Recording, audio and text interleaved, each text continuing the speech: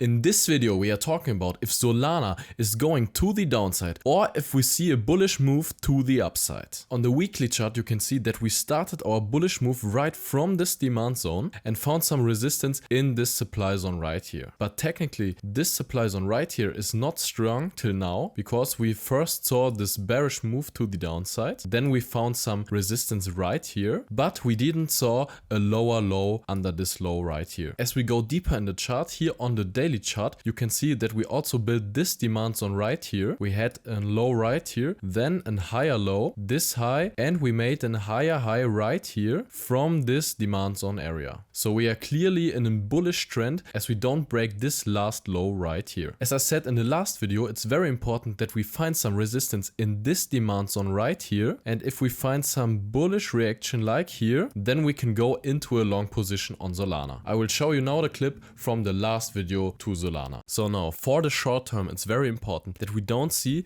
a full body close under this demand zone for Solana. So would I buy Solana now? So I personally would wait. Either we come back to this zone, retest it, find some bullish reaction over here, and then I would buy some coins right in this area from $12.80 to $18.30, or I would wait if we break this high at $25.40. So I said that we can buy some Solana in this box right here from $12.80 to $18.30. And after the video we came into this zone, find some bullish reaction and moved out of it. And as I said, I went into a long position right with this daily close out of this demand zone. So I bought for $18.39. And as you can see, we saw some bullish reaction to the upside. But now the question is, are we going to even higher levels or do we see a correction to the downside? As you can see, we are here clearly in a bearish trend on the 4-hourly time frame with lower highs and lower lows. So now it's very important that we break this last high right here with a body close on the 4-hourly and on the daily time frame. If we don't see this body close,